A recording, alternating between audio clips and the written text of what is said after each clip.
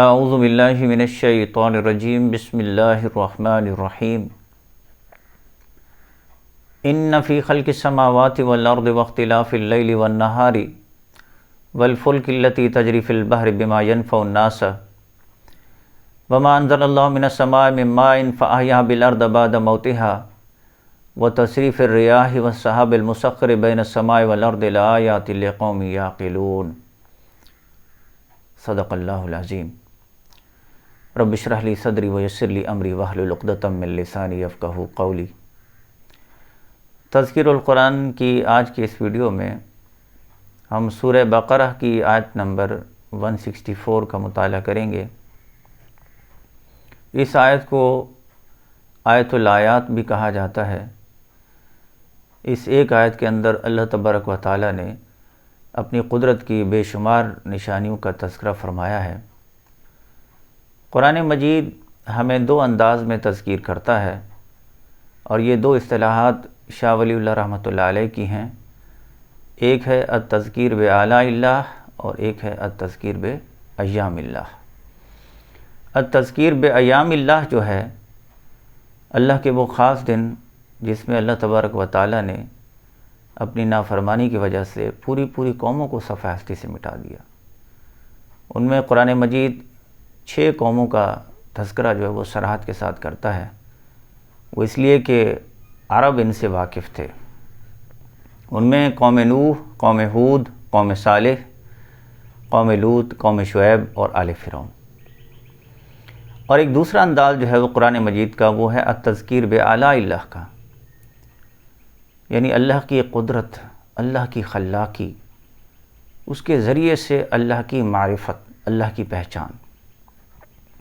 تو اس اعتبار سے یہ جو آیت ہے اس میں اللہ کی قدرت کی بے شمار نشانیوں کا تذکرہ ہے۔ فرمایا کہ ان فی خلق السماوات والارض، بے شک آسمانوں اور زمین کی تخلیق میں، واختلاف اللیل والنہار، اور دن اور رات کے آنے جانے میں، والفلک التی تجری فی البحر، اور کشتیوں میں جو چلتی ہیں سمندر میں، بما ينفع الناس، لوگوں کو نفع پہنچانے کے لیے، وما انزل اللہ من السماء، اور جو نازل کیا اللہ نے آسمان سے، من ماء، پانی میں سے، فاحیا بہ الارض بعد موتها، اور پھر اس نے زندہ کر دیا زمین کو اس کی موت کے بعد۔ یعنی زمین جو ہے وہ بے آب و گیاہ پڑی ہوتی ہے، اور بارش ہوتی ہے تو اس میں ہریالی آ جاتی ہے، گویا کہ وہ مردہ تھی اور وہ زندہ ہو گئی۔ وبث فیہا من کل دابۃ، اور اس نے پھیلا دی اس میں ہر قسم کی مخلوق۔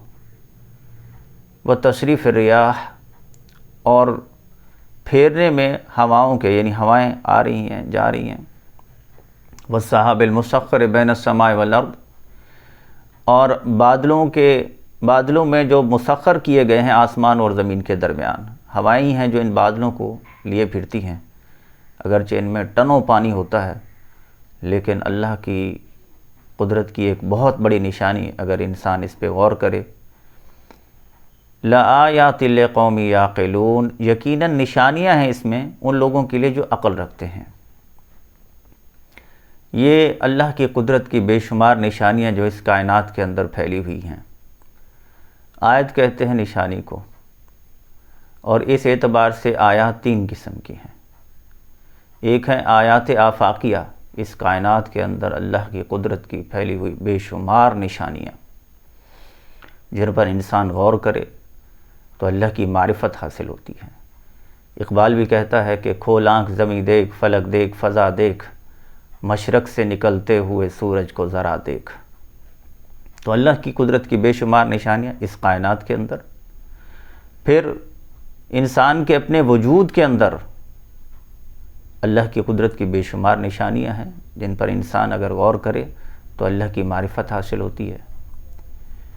پھر اس قرآن کے اندر آیات قرآنیہ، یہ بھی اللہ کی معرفت کا ایک بہت بڑا ذریعہ۔